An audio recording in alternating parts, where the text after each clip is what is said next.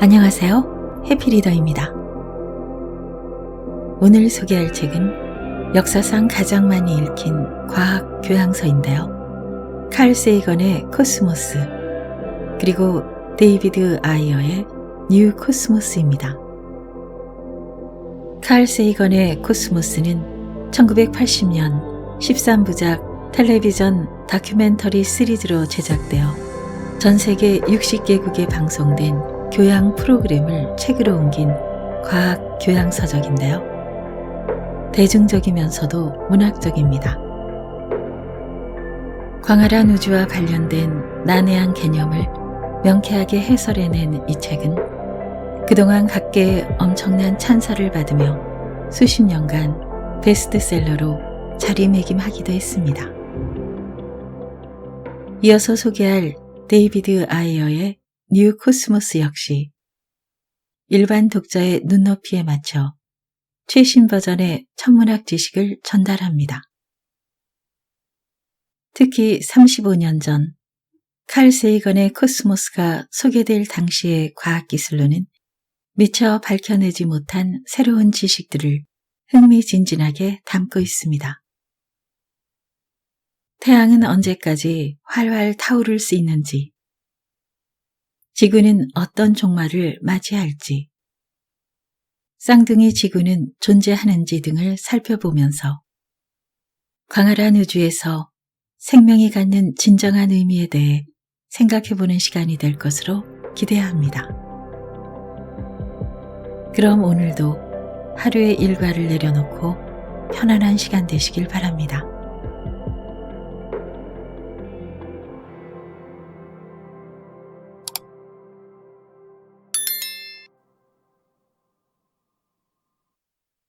칼 세이건의 코스모스. 코스모스의 바닷가에서. 코스모스는 과거에도 있었고 현재에도 있으며 미래에도 있을 그 모든 것이다. 코스모스를 정관하노라면 깊은 울림을 가슴으로 느낄 수 있다. 나는 그때마다 등골이 오싹해지고 목소리가 가늘게 떨리며 아득히 높은 데서 어렴풋한 기억의 심연으로 떨어지는 듯한 아주 묘한 느낌에 사로잡히고는 한다. 코스모스를 정관한다는 것이 미지 중 미지의 세계와 마주함이기 때문이다.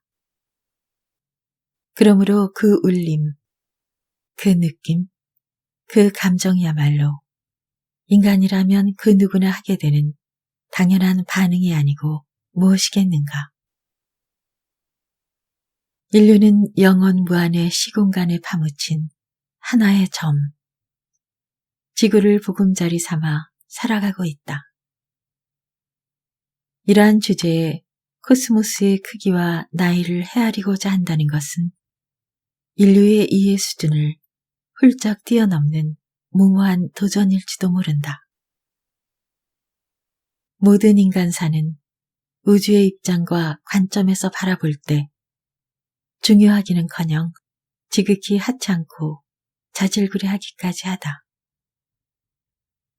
그러나 인류는 아직 젊고 주체할 수 없는 호기심으로 충만하며 용기 또한 대단해서 될성 싶은 떡잎임에 틀림이 없는 특별한 생물종이다.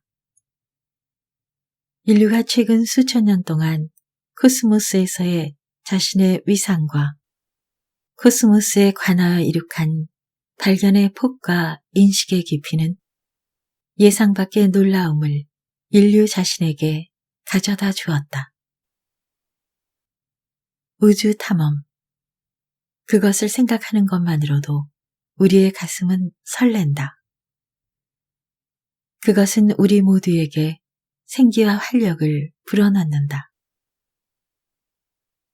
진화는 인류로 하여금 삼라만상에 대하여 의문을 품도록 유전자 속에 프로그램을 짜놓았다.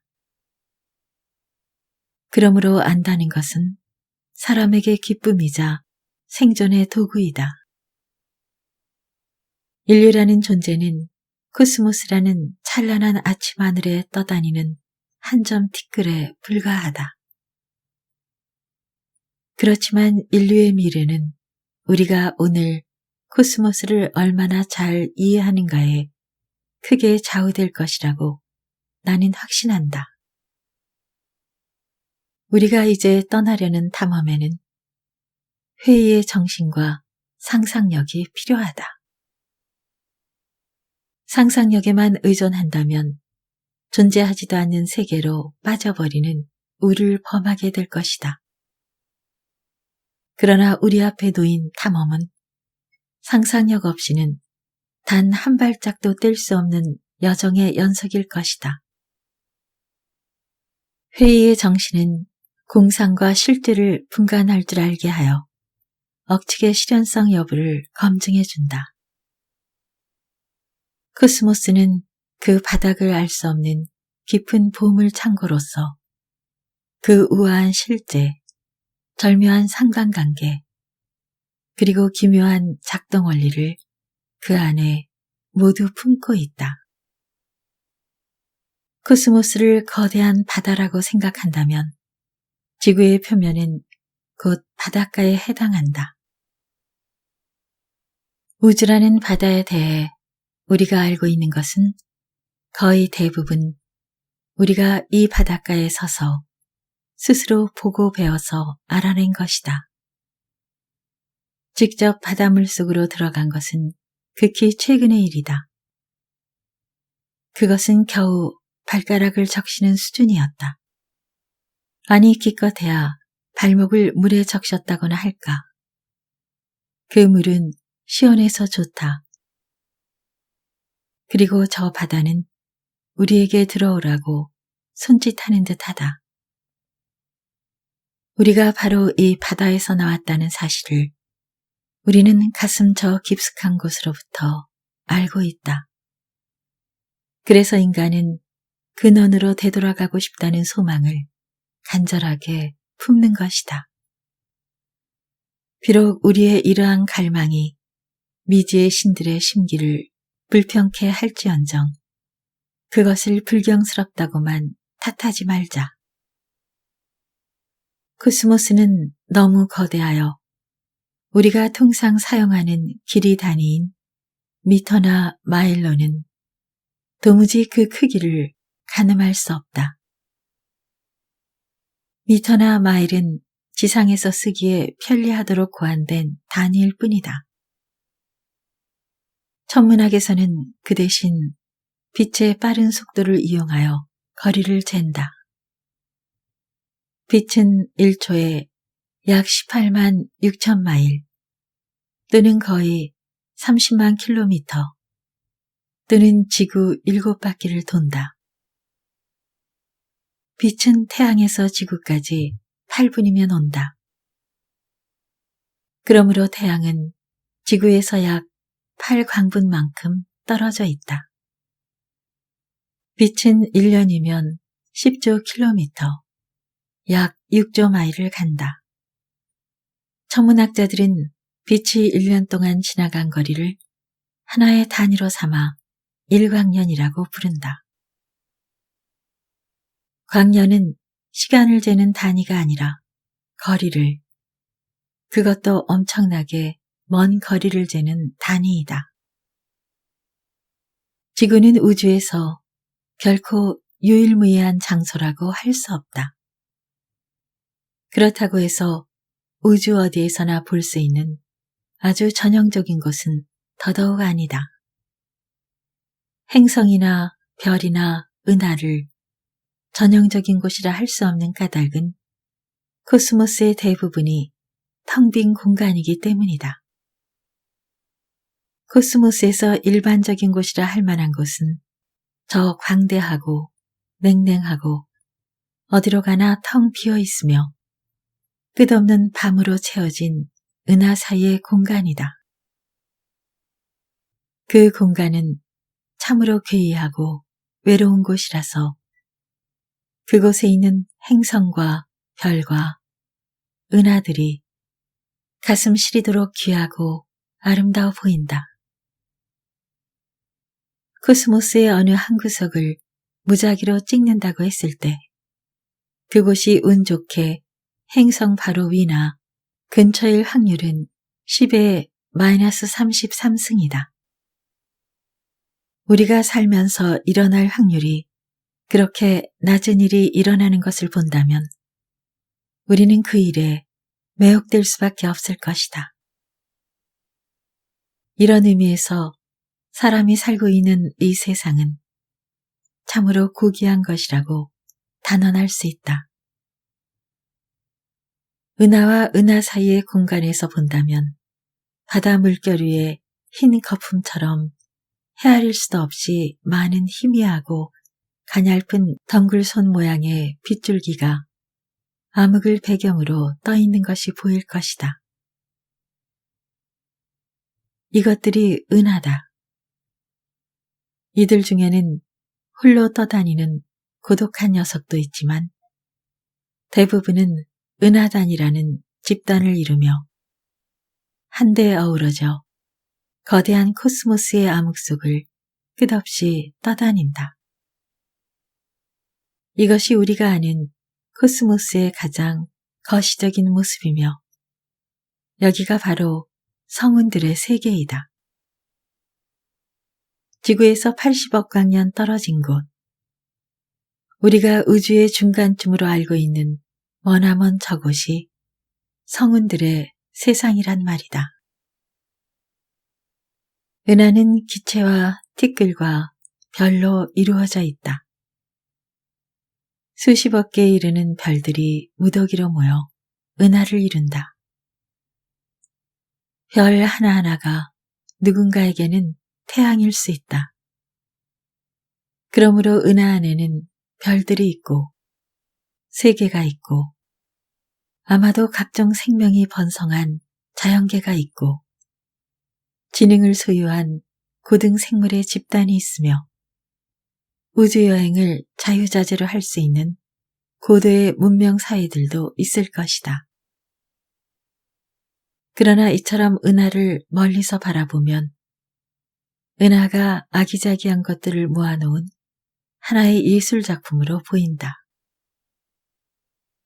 그것은 조개 껍데기나 산호조각처럼 코스모스라는 바다에서 자연이 영겁의 세월에 걸쳐 조탁하여 만들어낸 예술품이다.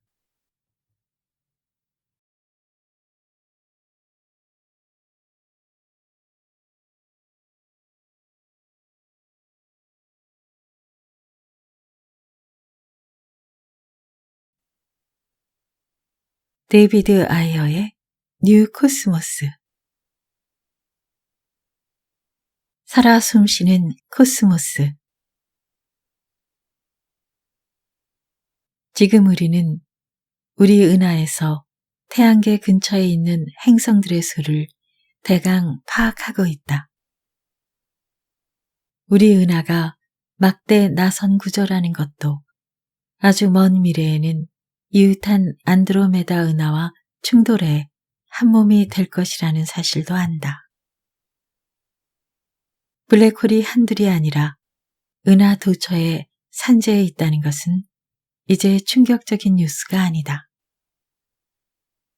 은하 거리의 우주 척도나 우리 은하 안팎에 펼쳐진 끝을 알 수 없는 빈 공간은 경이의 대상이 아닌 과학적 연구 주제다. 21세기 초 천문학의 비약적 발전은 인류로 하여금 앞날을 내다보게 했다. 현재 태양은 타고난 수명의 절반쯤인 46억 년 정도를 살아왔다. 태양은 가벼운 원소들을 뭉쳐 더 무거운 원소들을 만드는 일종의 핵융합 발전소이기 때문에 지금으로부터 약 60억 년 뒤에 연료가 떨어지면 적색 거성이 되고 점점 팽창하다가 내 행성들을 집어삼킬 것이다. 그러면 태양은 죽은 태양 주위를 가스층이 누에고치처럼 에워싸 행성 모양으로 보이는 행성상 성운으로 변하고 전체 질량의 절반 정도가 탄소와 산소로만 이뤄진 행성 하나 크기의 덩어리로 전락할 것이다. 이 단계에서 태양은 전보다 훨씬 환하게 빛날 것이다. 안에 남아있던 헬륨이 한꺼번에 방출되어 태양 주위를 감싸 마지막 순간을 밝히는 것이다. 이를 행성상 성운이라고 한다. 18세기 과학자들이 원반처럼 생긴 빛나는 구체를 보고 행성처럼 생겼다며 이런 이름을 붙였는데, 행성상 성운은 형태를 갖춰가는 과정에서 발작하듯 주기적으로 불같은 빛을 내뿜으면서 바깥쪽 가스층을 밀어낸다. 밀려나는 속도가 가스 입자마다 다르므로 이른바 추월 과정에서 광전리 효과가 일어나 형광전구가 켜진 듯 밝아진다. 우리가 육안이나 망원경으로 행성상 성운을 볼 수 있는 것은 모두 이 현상 덕분이다. 각각의 행성상 성운은 성간 물질이 되어 흩어지기 전에 5만 년 정도를 이런 식으로 반짝거린다. 행성상 성운은 일종의 재활용 시스템이다. 늙은 별들의 기체 성분을 훗날 새로운 별로 재탄생시킬 원료로 바꾸는 것이다. 이 원료들이 중력의 영향으로 압축되어 분자구름으로 뭉쳐지고 핵반응이 시작되면 마침내 새로운 별이 탄생하게 된다. 태양의 미래를 내다볼 수 있는 만큼 이제 우리는 지구 생명체에 어떤 일이 벌어질지도 예측할 수 있다. 사실 이는 천문학자들에게 직접 묻고 싶은 질문이기도 하다. 태양이 수명의 절반을 다했으니 지구 생명의 운명도 절반밖에 남지 않았다고 볼 수 있지 않을까?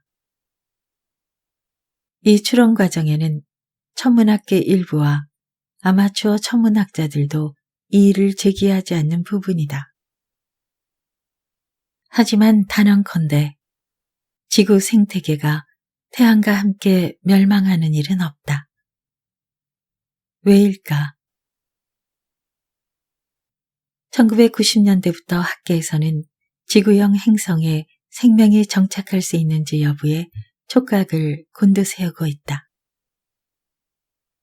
그 출발은 금성은 너무 덥고 화성은 너무 추우며 지구가 생명이 살아가기에 가장 적합한 기후 조건을 갖췄다는 발상이었다. 그런데 신기하게도 태양이 젊었던 시절, 그리 뜨겁지 않던 시절에도 젊은 지구 역시 생명이 움트기에 완벽한 환경이었다고 한다. 30에서 40억 년 전에는 태양이 지금보다 60에서 70% 정도만 밝았지만 어둑어둑한 액체 형태의 물과 이산화탄소가 대부분이던 지구에도 생명이 살고 있었다. 물론 증거도 있다. 지구 최초의 생명체 중 일부는 지금으로부터 34억 년 전에 오스트레일리아 서부의 스트렐리풀 지층에서 등장했다. 2007년 이곳에서 화석이 발견되었고 2011년 분석 결과가 발표됐다.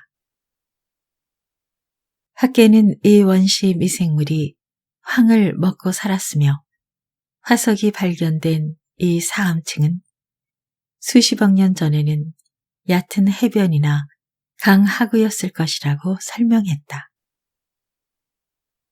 분명한 사실은 태양 역시 병광성이며 태양 복사 에너지가 점점 증가하고 있다는 사실이다. 최근 연구에 따르면 태양 복사열 때문에 지구의 대양 온도가 끓는 점에 도달할 때까지 예상보다 10억 년쯤 덜 걸릴 것이다. 바다가 끓기 시작하면 지구상의 생명체들은 마지막을 준비해야 한다. 다시 말해 지구의 생명이 싹튼 최소 34억 년 전부터 따지면 지구 생태계는 이미 역사의 80%를 완성했다. 그런 면에서 우리는 생명체의 지구 탐험기 마지막 장을 쓰고 있는 셈이다. 한편 행성학자들이 달의 생성 과정을 제대로 감잡은 것도 불과 지난 10년 사이에 일어난 일이다. 그전에는 지구의 위성으로 보기에는 달이 거의 지구와 맞먹을 만큼 너무 크다는 점에서 이견이 분분했다. 그래서 지구와 달이 따로 형성되었지만 함께 중력에 갇혔다. 지구의 중력이 달을 끌어당겨 충돌 직전에 궤도 위에 올려놓았다. 세포가 분열하듯 지구가 속에서 생성된 달을 내뿜었다 등 다양한 가설이 제시됐다. 하지만 난무하는 주장 중 어느 것도 증거를 뒷받침하지 못했고 지구와 달의 상호작용도 설명하지 못했다. 달의 기온에 관한 비밀을 풀 결정적 열쇠는 아폴로호를 타고 날아왔다. 우주비행사가 지구로 가져온 월석 표본의 산소 동위원소 성분을 분석했더니 놀랍게도 흔한 지구암석의 성분과 동일했다. 학계는 새로운 증거를 토대로 달이 처음에는 아주 뜨거웠을 것으로 추측했다. 처음에는 모두 의아해했지만 월석 연구가 진전을 보일수록 달의 표면이 지구의 멘틀과 흡사하다는 확신도 강해졌다. 아폴로가 가져온 일련의 과학적 증거들은 1980년대와 1990년대의 달 탄생 논쟁을 상당히 과격한 결론으로 몰고 갔다. 그 과정에서 46억 년 전 우주를 떠돌던 두 행성이 지금의 지구와 달이 됐다는 거대 충돌설이 급부상했다. 열렬한 지지를 받은 이 가설에 따르면 45억 3천만 년쯤 전에 크기와 질량이 지금보다 10% 정도 작은 원시지구와 화성 크기만한 행성 하나가 있었다. 천문학자들은 이 행성에 그리스 신화 빛의 여신 테이아라는 이름을 붙였다. 이후 테이아와 원시지구가 충돌했고 충돌의 잔해들이 흩어져 지구 주위를 맴돌다가 한 덩어리로 뭉쳐져 달이 되었다. 테이아 본체의 대부분은 지구의 멘틀에 녹아들어갔다. 말하자면 우리는 지금 테이아 위에 서 있는 것이다. 현재 행성학계는 화성에 미쳐 있다고 해도 과언이 아니다. 전 세계가 행성 탐험 연구 예산의 60% 정도를 이 붉은 행성에 쏟아붓고 있다. 학계는 화성에 현재 존재하거나 과거에 존재했을 미생물을 발견하게 될지도 모른다는 희망을 품은 채 물의 흔적을 추적하고 있다. 혹시 실제로 그런 날이 온다면 실로 역사적인 일임에 틀림없다. 설령 화성 생물을 찾지 못하더라도 이 연구로 우주 생명체에 관한 많은 정보를 얻어낼 수 있을 것이다. 모든 생명체는 존재하기 위해 물이 필요하다는 가정이 옳다면 말이다. 인류는 여러 차례 우주선을 쏘아 올려 화성에 한때 바다가 있었다는 사실을 알아냈다. 38억 년에서 41억 년 전쯤 후기 운석 대충돌로 태양계 내행성들이 융단 폭격을 맞은 시기와 대략 맞아떨어지는 노아키안기에 화성은 따뜻하고 습한 곳이었을 것이다. 너른 침식지와 골짜기들이 가득하고 바닥을 드러낸 호수와 대양저에 해양 태적물이 쌓여있는 화성의 지형이 그런 과거를 짐작케 한다. 헬라스 및 아르길의 분지, 북부의 평원들 같은 곳이 오래전에는 거대한 호수와 바다였을 것이다. 물론 지금 화성은 매우 춥고 메마른 곳이다. 어떻게 해서 화성이 이렇게 황량해졌을까? 화성을 본보기 삼아 지구인들도 무엇인가 경각해야 하는 걸까? 화성이 따뜻했던 이유는 아직 밝혀진 바가 없다. 그때는 태양계가 어려 햇볕이 약했던 탓에 이산화탄소와 물이 충분한 온실 효과를 내지는 못했을 것이기 때문이다. 어쩌면 당시에 태양 활동이 우리 짐작보다 훨씬 왕성했을 수도 있다. 또는 다른 온실가스가 화성을 따뜻하게 덮였을지도 모른다. 그것도 아니면 화성 전체의 기후가 단조롭고 한결같았던 게 아니라 기온이 주기적으로 변하거나 국지적으로만 따뜻했을 수도 있다. 확실한 사실 한 가지는 그때는 화성의 대기가 지금보다 훨씬 두꺼웠다는 것이다. 그렇지 않다면 액체 상태의 물이 지표에 존재할 수 없었을 테니까 말이다. 화성과 맞먹는 또 하나의 미스터리는 지구의 자매 행성이라 불리는 금성이다. 금성은 지구와 다른 점이 거의 없다. 크기도 비슷하고 변화무쌍한 날씨가 존재한다. 그러나 지구와 달리 금성은 무려 섭씨 480도가 넘는 열지옥이다. 무쇠도 녹는 온도다. 게다가 기압이 지구보다 90배 이상 높아서 만약 우리가 금성에 간다면 뼈가 다 으스러져 버릴 것이다. 금성에서는 대기가 무겁게 짓눌려 있는 탓에 지표 바로 위에서 투명한 액체처럼 행동한다. 끈적거리며 흐르는 당미를 상상하면 이해하기 쉬울 것이다. 1990년대 초 금성을 본격적으로 탐사해 구석구석의 모습을 지구인들에게 보여준 것은 마젤란호였다. 이 지도 작성 프로젝트를 통해 다양한 파생 연구를 낳은 놀라운 사실 몇 가지가 밝혀졌다. 우선 금성의 지표면 대부분에 대형 화산 폭발로 만들어진 매끈한 평원이 넓게 펼쳐져 있다. 금성 대기에 황이 존재한다는 점에서 지금도 화산 활동이 이따금 일어나는 것으로 짐작된다. 달과 수성이 그렇듯 태양계 내행성들은 후기 운석 대충돌, 그리고 그때보다는 덜 빈번하지만 최근에 여러 충격들로 인해 지표에 수많은 구덩이들이 패여 있는 것이 보통이다. 하지만 금성은 달랐다. 신기하게도 금성에는 충돌 분화구가 거의 없다.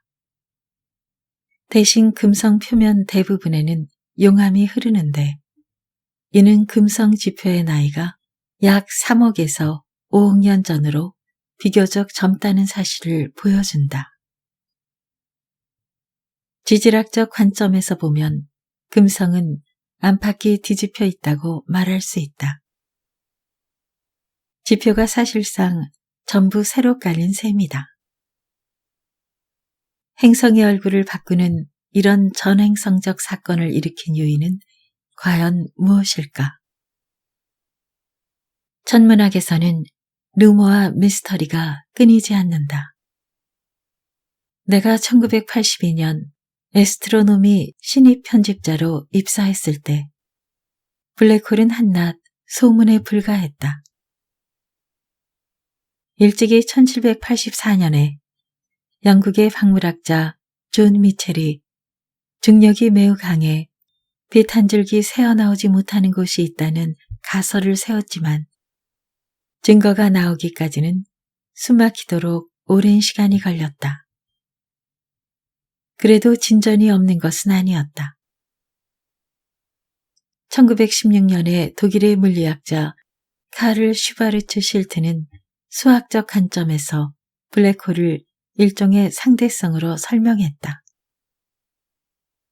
한편 미국의 물리학자 데이비드 핑켈슈타인은 1958년에 블랙홀의 사건의 지평선을 수학 공식으로 풀어내기도 했다. 이론이 아닌 실제 관측을 통한 증거는 한참 뒤에 나왔다. 최초의 유력한 블랙홀 후보는 1972년에 발견된 강한 X선을 방출하는 100조짜리 X1이었다. 하지만 아직 부족했다. 1980년대 후반에 대형 천체 만원경이 지상에 설치되고 1990년대에 허블 우주 만원경이 띄어진 뒤에야 제대로 된 증거를 찾을 수 있었다.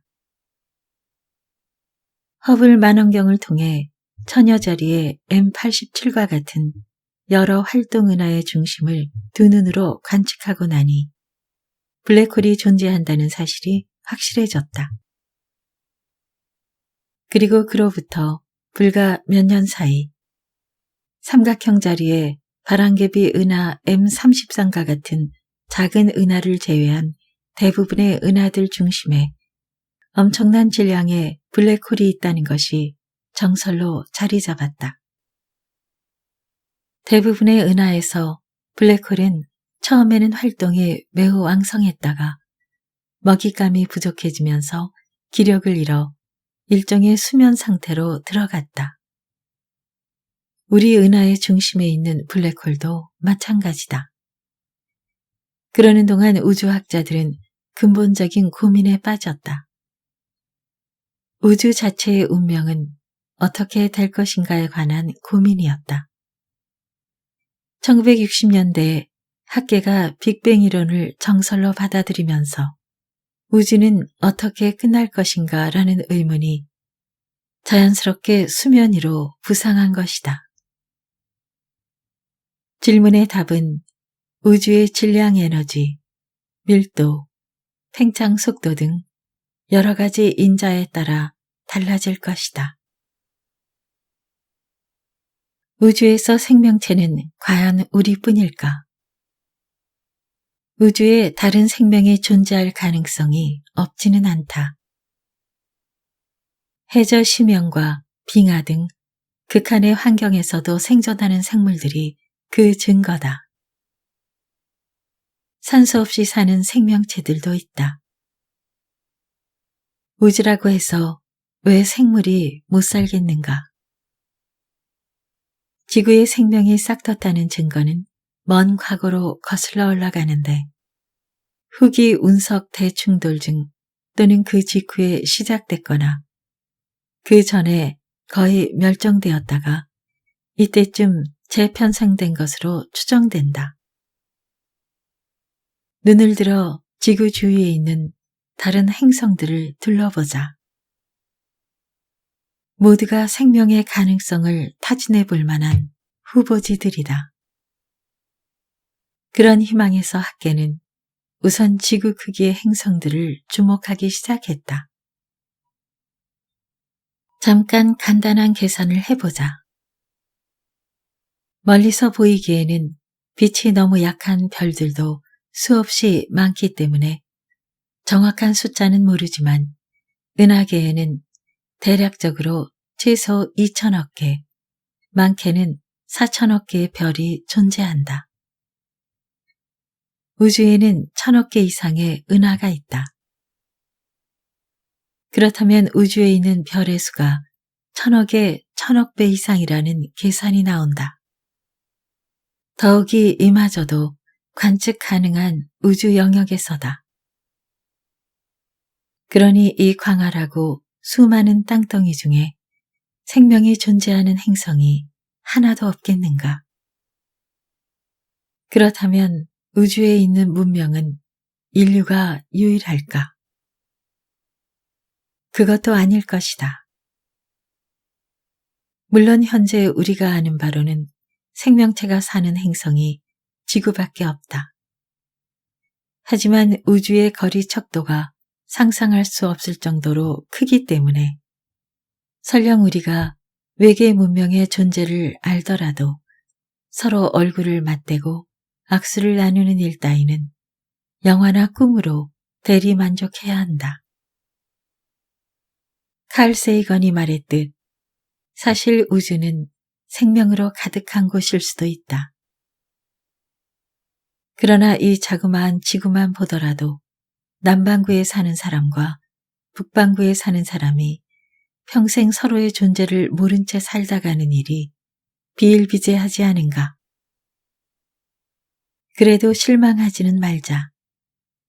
적어도 지금은 말이다.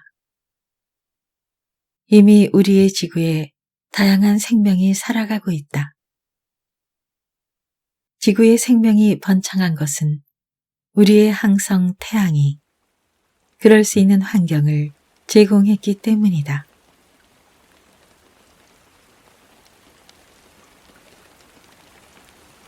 자, 이제 잠잘 시간입니다. 모든 생각을 떨쳐내고 마음을 편안하게 해주는 빗소리를 들으며 오늘도 꿀잠 주무시길 바랍니다. 빗소리는 명상이나 휴식 상태의 뇌파인 알파파를 증가시켜 심신의 안정을 가져오고 깊은 수면을 취할 수 있도록 도와줍니다.